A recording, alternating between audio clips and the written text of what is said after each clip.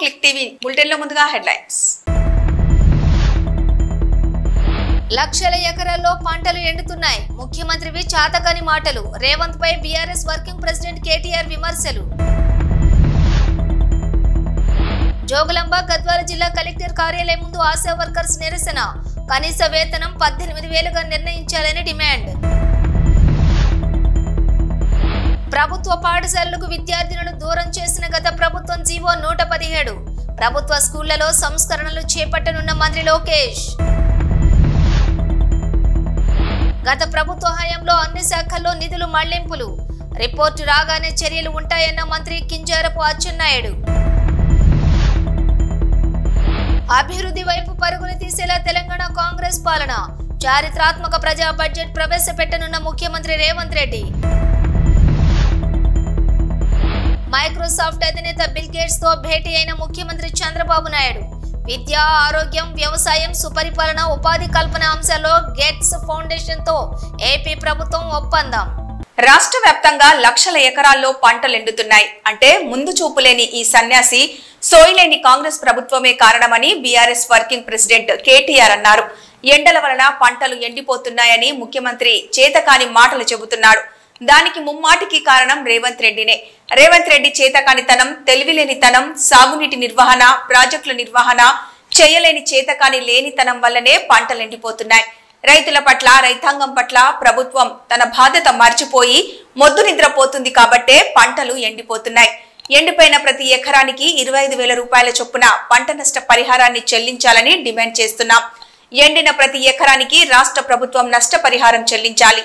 ఈ మేరకు రైతన్నలకు నష్టపరిహారం ఇచ్చేందుకు ఈ బడ్జెట్ లోనే నిధులను కేటాయించాలని బీఆర్ఎస్ తరపున demand చేస్తున్నామన్నారు. BRS working president KTR.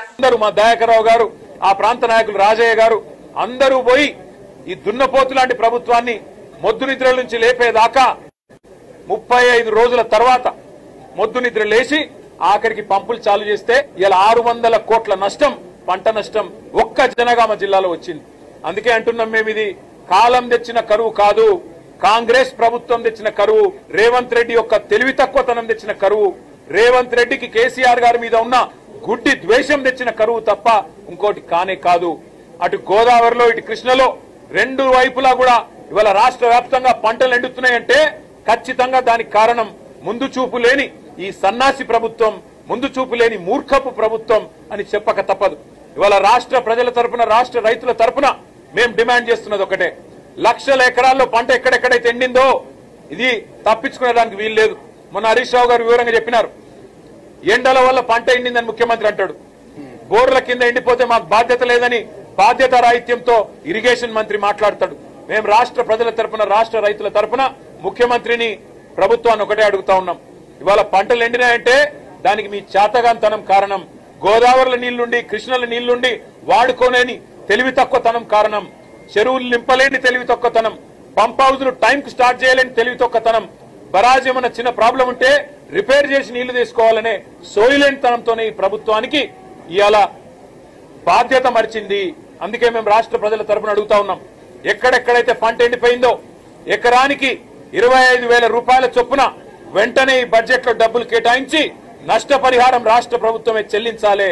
రాష్ట్రంలో లక్షలాది ఎకరాల్లో పంట ఏదైతే ఎండుతుందో దానికి ఖచ్చితంగా ఈ ప్రభుత్వం రైతులకు క్షమాపణ చెప్పాలి. ఇలా భూగర్భ జలాలు అడుగంటున్నాయంటే ఖచ్చితంగా దానికి కారణం ఈ ప్రభుత్వమే. చెరువులు నింపకపోవడం, ఇష్టం వచ్చినట్టు చెక్ డ్యాములు నింపకపోవడం, ఇష్టం వచ్చినట్టు ఇసుక తోడుకోవడానికి, కేవలం ఇసుకతో దోపిడీ కాంగ్రెస్ నాయకుల జేబులు నింపడానికి మీరు చేసిన నిర్వాహకం అనే కారణం ఇవాళ గుర్తుపెట్టుకోవాలని కోరుతూ, రాష్ట్ర రైతాంగానికి కేసీఆర్ గారు ఉన్నారు, బీఆర్ఎస్ ఉన్నది, మేము భరోసాను ఇస్తూనే ఉంటాం, మీ తరఫున కొట్లాడుతూనే ఉంటాం. ఎక్కడెక్కడైతే పంటలు ఎండుతున్నాయో ఆయా ప్రాంతాల్లో పర్యటించి రైతుల్లో మనోధైర్యాన్ని నింపడానికి మేము ప్రయత్నం చేస్తూనే ఉంటామని చెప్పి కూడా తెలియజేస్తూ, రాష్ట్ర ప్రభుత్వం వెంటనే ఎకరానికి 25,000 రూపాయల నష్టపరిహారం ప్రకటించాలి, ప్రాయశ్చిత్తం చేసుకోవాలి, క్షమాపణ చెప్పాలని చెప్పి కూడా రాష్ట్ర రైతాంగానికి మేము డిమాండ్ చేస్తాం. Thank you.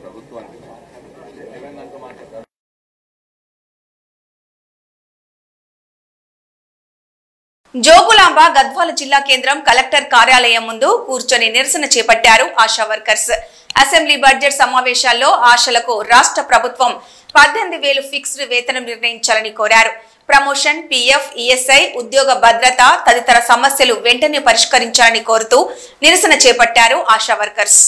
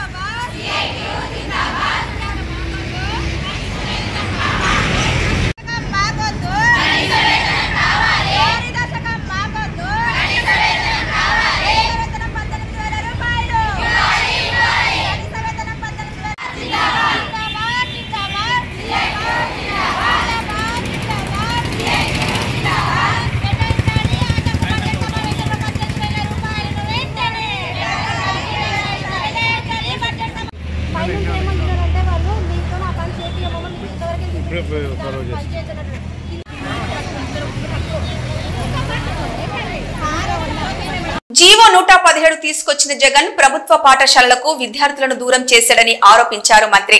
మేము సంస్కరణలు ప్రారంభించాం అని చెప్పారు నారా లోకేష్.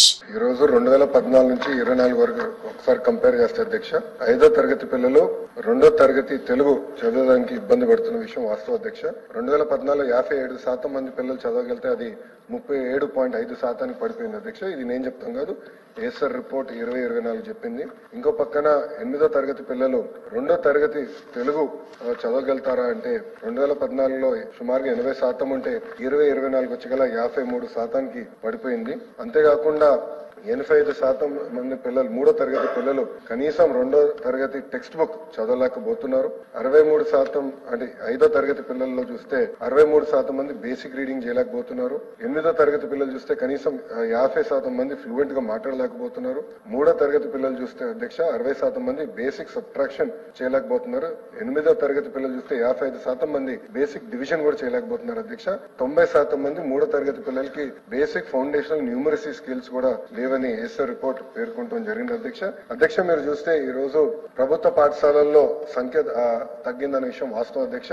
సుమారుగా 12 లక్షల మంది school education, board of intermediate కలిపితే సుమారుగా 12 లక్షల మంది విద్యార్థులు తగ్గిపోవడం జరిగింది అధ్యక్ష. ఇప్పుడు ఆ సంఖ్య 33.4 లక్షలకి వచ్చింది. ఎందుకు జరిగిందంటే అది గతంలో కొన్ని అనాలోచిత అంటామా లేదంటే కొన్ని సంస్కరణలు చర్చ లేకుండా ఉపాధ్యాయుల పైన, పిల్లల పైన, వాళ్ళ తల్లిదండ్రుల పైన రుద్దారా అనేది అదే షార్ట్ డిస్కషన్ లో చాలా డీటెయిల్ గా డిస్కస్ చేసే అధ్యక్ష. ఆ జియోనే 117 జియో, ఆ 117 జియో వల్ల లోకల్ ఇష్యూస్ పరిగణనలో తీసుకుండా చేశారనక అక్కడి నుంచి ఫాస్టర్ డిక్లైన్ జరిగి పిల్లలు ప్రైవేట్ పాఠశాలలకు మారిపోతాం అనేది జరిగింది. సో ఇప్పుడు మన ప్రభుత్వం అంటే కూటమి ప్రభుత్వ అధికారంలోకి వచ్చిన తర్వాత నాణ్యత పెంచేదానికి 2-3 దాదాపు 10-15 సంస్కరణలు తీసుకున్నా. దాంట్లో ప్రధానమైన సంస్కరణల అధ్యక్ష నేను బలంగా నమ్మేది ఉపాధ్యాయుల ట్రాన్స్ఫర్ లో రాజకీయ నాయకులు జోక్యం ఉండకూడదు.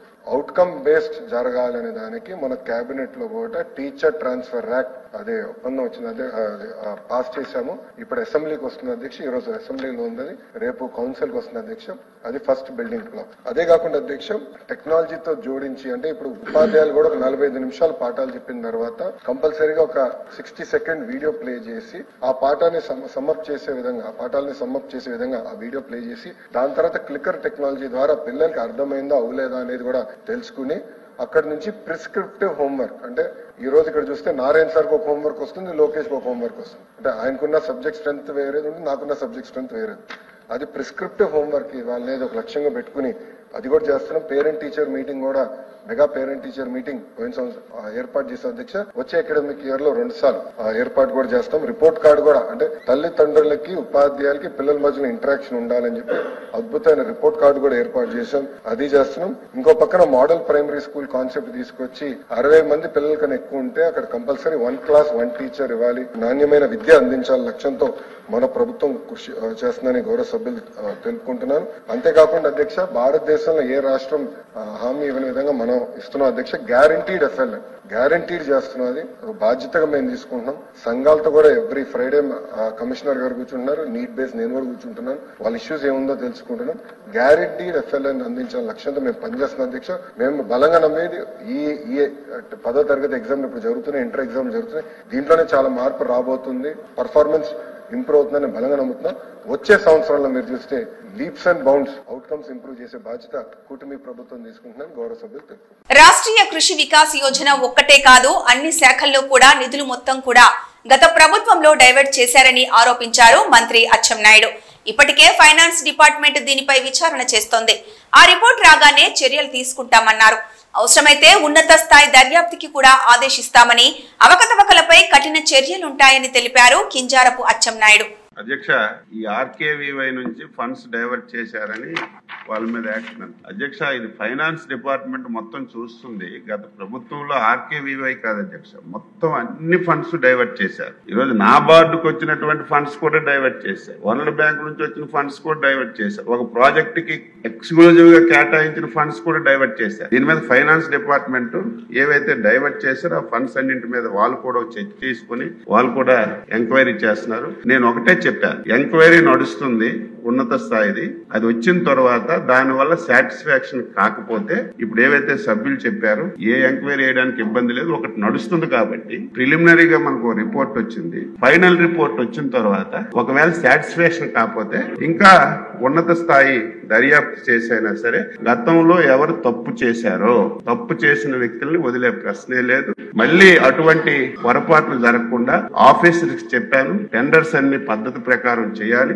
ఒకటి గత 5 సంవత్సరాల అధ్యక్ష L1 L2 అని పెట్టుకోవడమే. వాళ్ళు ఎవరికి పిలిస్తే వాళ్ళే L1 L2, ఇంకొకరు ఎవరు వచ్చేవాళ్ళు కాదు. వాస్తవాలు అవన్నీ మనం చూసాం కళ్ళ ముందు. కాబట్టి తప్పనిసరిగా ఇది చాలా మంచి ప్రోగ్రాం కేంద్ర ప్రభుత్వం పెట్టింది. దీన్ని అనేక విధాలుగా ఇబ్బందులు ఉన్నాయి. ఇవన్నీ సరిచేసి మళ్ళీ వీలైనంత తొందరగా మళ్ళీ ఈ వాహనాల్ని మళ్ళీ లైన్ లోకి తీసుకొచ్చి ఎవరైతే పాడి రైతులు ఉన్నారో వారికి మేలు చేయడానికి అన్ని విధాల ప్రయత్నం చేస్తాను అధ్యక్ష.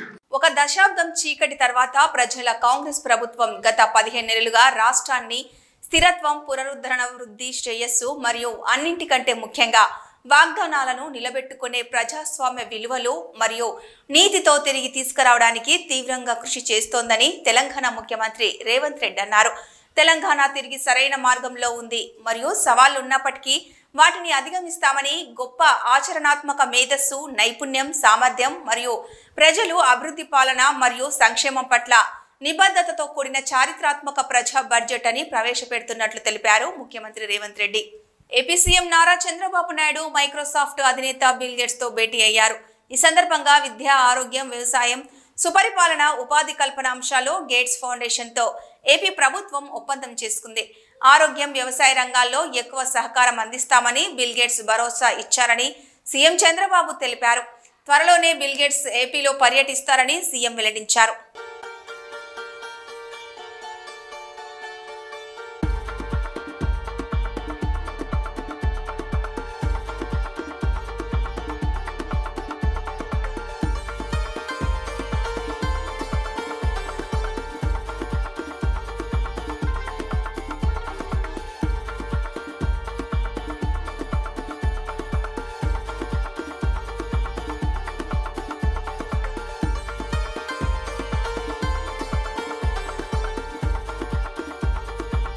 ప్రకాశం జిల్లా కనిగిరి పట్టణంలోని బాలికల పాఠశాలలో 6-7వ తరగతి విద్యార్థుల పట్ల రంగారెడ్డి అనే ఉపాధ్యాయుడు లైంగిక వేధింపులకు పాల్పడ్డాడని తల్లిదండ్రులు ఆరోపించారు. దాదాపు 6 మంది పిల్లల పట్ల అసభ్యంగా ప్రవర్తించాడని, ఇంట్లో చెప్తే కొడతానని ఆ ఉపాధ్యాయుడు పిల్లలను బెదిరించడంతో ఘటన ఆలస్యంగా వెలుగులోకి వచ్చింది. ఈ సంఘటన పట్ల ఎంఈఓకు ఫిర్యాదు చేసిన ఉపాధ్యాయుడిపైన ఎలాంటి చర్యలు తీసుకోవడం లేదని, అతనిపై కఠిన చర్యలు తీసుకోవాలని డిమాండ్ చేస్తూ ఆందోళనకు దిగారు తల్లిదండ్రులు.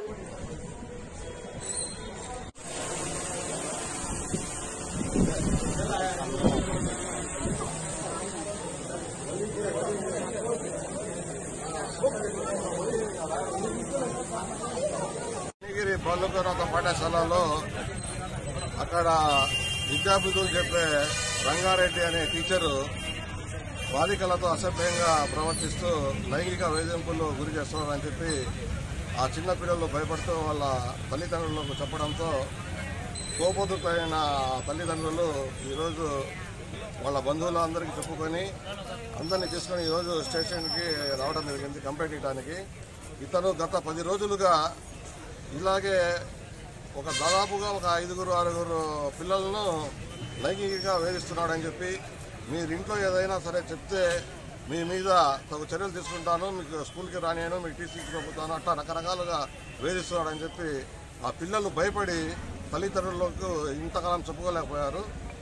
ఈరోజు ఇంకా వేధింపులు ఎక్కువ కావడంతో ఈరోజు భయభ్రాంతులైన పిల్లలు వాళ్ళ తల్లిదండ్రులకు చెప్పుకోవడం జరిగింది. దాని మీద తగు చర్యలు, కఠినమైన చర్యలు తీసుకోవాలని, ఇటువంటి కీచక ఉపాధ్యాయుల మీద ప్రభుత్వం ఉక్కు పాదంతో వీళ్ళ మీద శిక్షలు అమలయ్యేటట్టు మంచి సెక్షన్లు పెట్టి కేసులు నమోదు చేయాలని ఈరోజు అన్ని సంఘాల వారు కోరుకుంటున్నారు.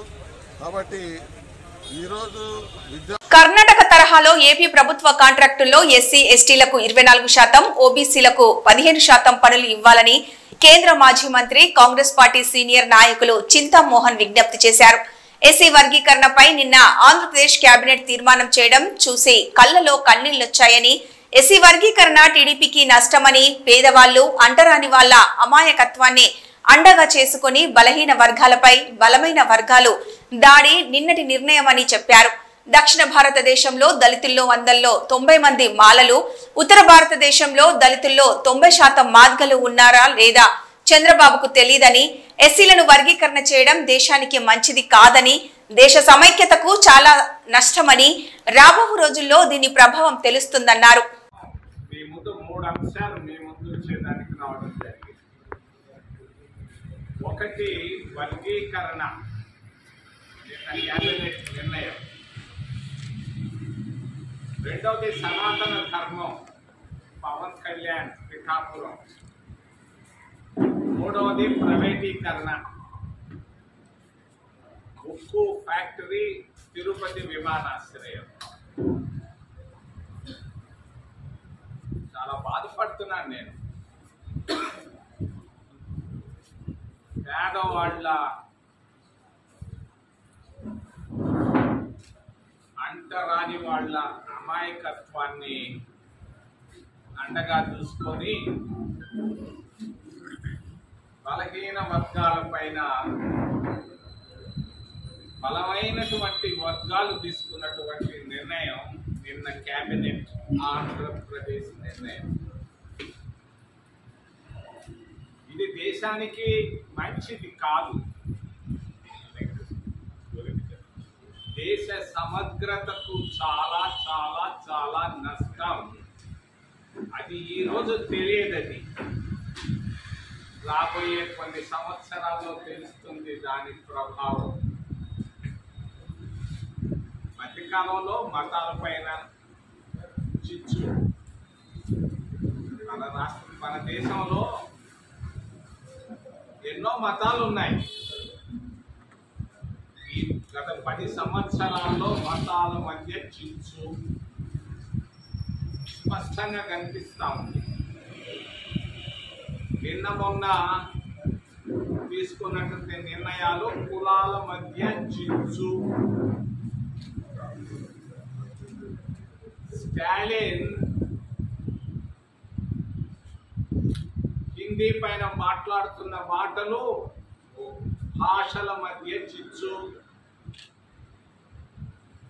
డీలిమిటేషన్ పైన ఆలోచన ప్రాంతాల మధ్య చిచ్చు.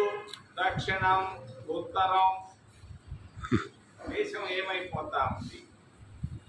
ఒకప్పుడు అన్ని మతాలు, అన్ని కులాలు, అన్ని భాషలు, అన్ని ప్రాంతాలు కలిసినటువంటి భారతదేశంలో ఈ మధ్య వస్తున్నటువంటి వైషమ్యాలు. యాదగిరిగుట్ట శ్రీ లక్ష్మీ నరసింహస్వామి వారిని మిస్ యూనివర్స్ విక్టోరియా కాట్ తేల్విగ్ దర్శించుకున్నారు.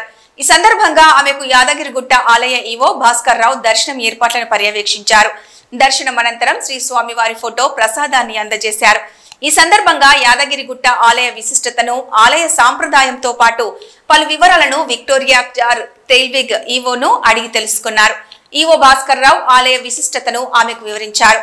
విక్టోరియా తేల్విగ్ అఖండ దీపారాధన చేశారు.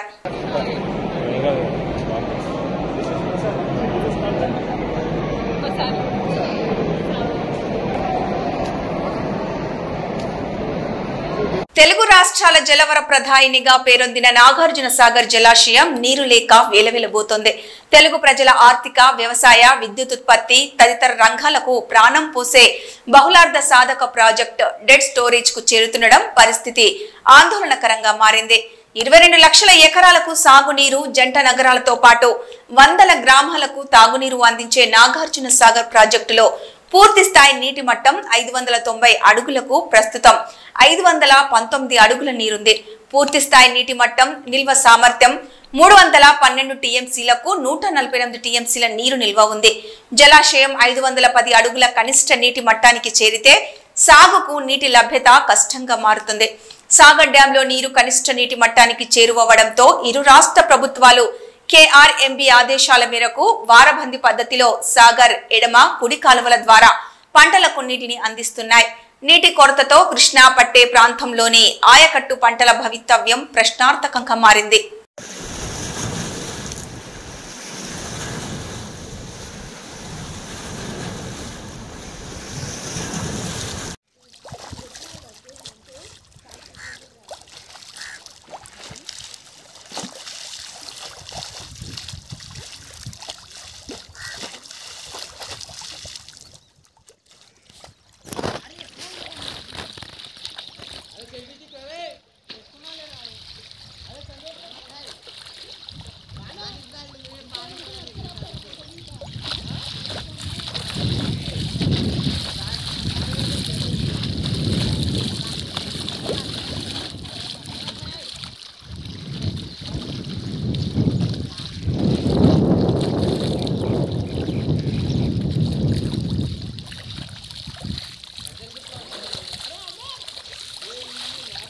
తెలంగాణ అసెంబ్లీ సమావేశాలలో 2025-26 వార్షిక బడ్జెట్ను తెలంగాణ డిప్యూటీ సీఎం ఆర్థిక శాఖ మంత్రి బట్టి విక్రమార్క ప్రవేశపెట్టారు.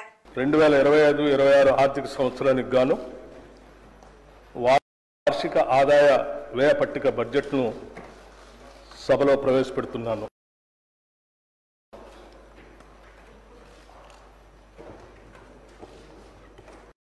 గౌరవ అధ్యక్ష, ప్రజా ప్రయోజనాలే ధ్యేయంగా పారదర్శకత మరియు జవాబుదారీతనంతో సాగుతున్న మా ప్రభుత్వం 2025-26 ఆర్థిక సంవత్సరానికి బడ్జెట్ ప్రవేశపెడుతున్నందుకు సంతోషంగా ఉంది. సంక్షేమం, అభివృద్ధిని సమపాలలో రంగరించి జోడు గుర్రాల తరహాలో సుపరిపాలనా రథాన్ని పరుగులు పెట్టించడంలో సఫలీకృతం అయ్యామని రాష్ట్ర ప్రజలకు తెలియజేస్తున్నాను.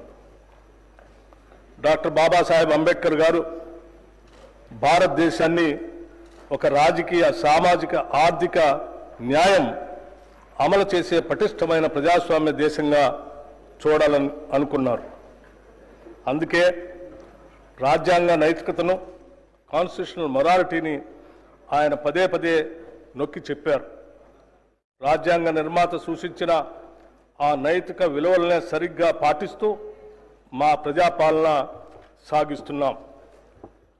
తెలంగాణ ప్రజలు మమ్మల్ని నమ్మి కట్టబెట్టిన అధికారాన్ని మేము ఎవరి వ్యక్తిగత ప్రయోజనాల కోసం తాకట్టు పెట్టకుండా బులెటిన్ ముగించే ముందు హెడ్లైన్స్ మరొకసారి. లక్షల ఎకరాల్లో పంటలు ఎండుతున్నాయి. ముఖ్యమంత్రివి చాతకాని మాటలు. రేవంత్ పై బీఆర్ఎస్ వర్కింగ్ ప్రెసిడెంట్ కేటీఆర్ విమర్శలు. జోగులాంబ గద్వాల జిల్లా కలెక్టర్ కార్యాలయం ముందు ఆశా వర్కర్స్ నిరసన. కనీస వేతనం 18,000గా నిర్ణయించాలని డిమాండ్. ప్రభుత్వ పాఠశాలలకు విద్యార్థులను దూరం చేసిన గత ప్రభుత్వం జీవో 117. ప్రభుత్వ స్కూళ్లలో సంస్కరణలు చేపట్టనున్న మంత్రి లోకేష్. గత ప్రభుత్వ హయాంలో అన్ని శాఖల్లో నిధులు మళ్లింపులు. రిపోర్టు రాగానే చర్యలు ఉంటాయన్న మంత్రి కింజారపు అచ్చెన్నాయుడు. అభివృద్ధి వైపు పరుగులు తీసేలా తెలంగాణ కాంగ్రెస్ పాలన. చారిత్రాత్మక ప్రజా బడ్జెట్ ప్రవేశపెట్టనున్న ముఖ్యమంత్రి రేవంత్ రెడ్డి. మైక్రోసాఫ్ట్ అధినేత బిల్ గేట్స్ తో భేటీ అయిన ముఖ్యమంత్రి చంద్రబాబు నాయుడు. విద్య, ఆరోగ్యం, వ్యవసాయం, సుపరిపాలన, ఉపాధి కల్పన అంశాల్లో గేట్స్ ఫౌండేషన్ తో ఏపీ ప్రభుత్వం ఒప్పందం. ఇవి ఈ బులెటిన్ అప్డేట్స్.